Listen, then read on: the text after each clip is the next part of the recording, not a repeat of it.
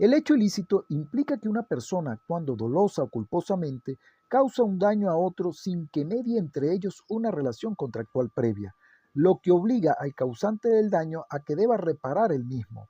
Se encuentra regulado desde el artículo 1185 hasta el 1196 de nuestro Código Civil vigente. La existencia de una conducta ilícita, ya sea positiva, negativa, de hacer o de no hacer. Que exista un daño.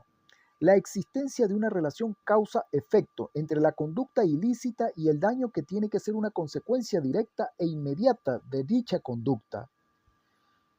Es aquella institución jurídica destinada a proporcionar a quien ha sufrido un daño como consecuencia de la conducta activa u omisiva de otra persona los mecanismos jurídicos necesarios para obtener su reparación. En otras palabras, es la obligación de resarcir que pesa sobre el patrimonio de la persona que ha causado el hecho ilícito. La finalidad principal de la responsabilidad civil es la de la reparación del daño causado. De allí que se afirme que la responsabilidad civil presenta una finalidad fundamentalmente reparatoria, que se basa primeramente en un sentido de justicia y equidad, aunque también pudiera verse en un sentido preventivo. Es aquella en la cual una persona es responsable de sus acciones u omisiones. Una nota característica de la responsabilidad civil por hecho propio es la intervención directa del demandado en la producción del daño, la absoluta identidad entre la persona que causa el perjuicio y la que está obligado a resarcirlo.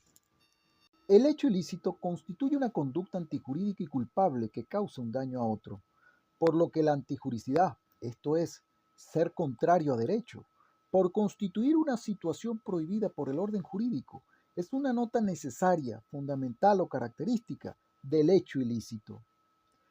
Es todo menoscabo, perjuicio o deterioro que sufre una persona en su patrimonio o en su integridad física o psíquica.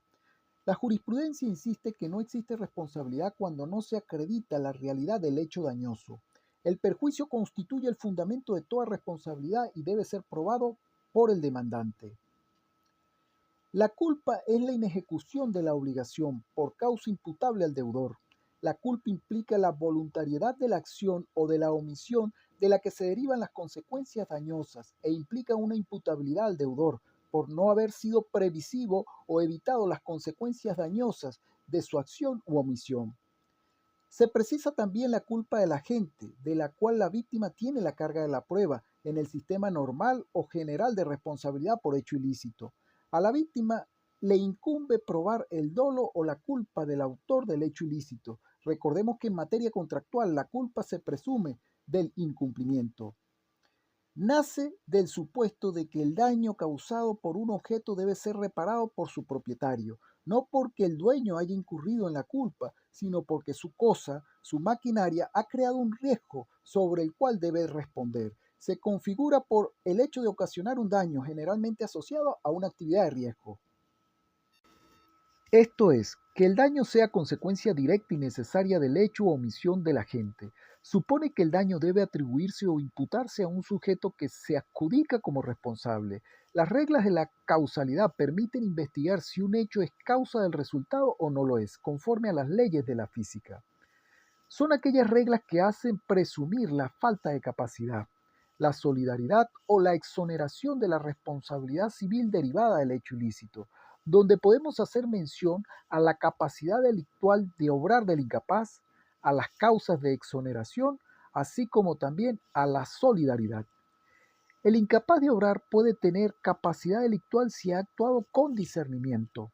Tal es el caso de un adolescente o del entredicho que haya actuado en un intervalo de lucidez y ello pueda probarse. El incapaz sin discernimiento no responde en materia de hecho ilícito. Tales causas de exoneración excluyen la antijuricidad y vienen dadas por la legítima defensa, el estado de necesidad o el consentimiento de la víctima. Se agrega el uso del derecho propio.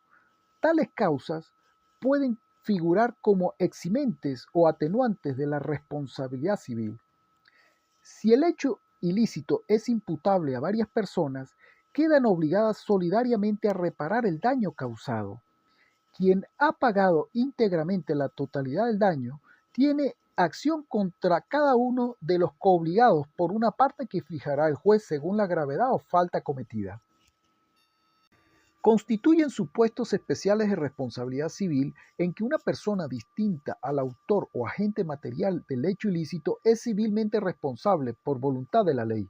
Pretenden la mejor protección de la víctima. Son aquellas en las que el demandado responde en razón de un hecho culposo causado por otra persona. Son la de los progenitores y tutor por el hecho ilícito del menor que conviva con ellos, preceptor y artesano por el daño causado por los alumnos y aprendices que estén bajo su vigilancia, la del dueño principal por el daño causado por sus sirvientes y dependientes en el ejercicio de sus funciones. El padre, la madre y a falta de estos, el tutor, son responsables del daño ocasionado por el hecho ilícito de los menores que habiten con ellos. Tal responsabilidad se explica porque los hijos menores no emancipados están bajo la potestad de los padres o tutores y estos deben proporcionarles educación integral. Los preceptores y artesanos son responsables de los daños causados por el hecho ilícito de sus alumnos y aprendices, mientras permanezcan bajo su vigilancia.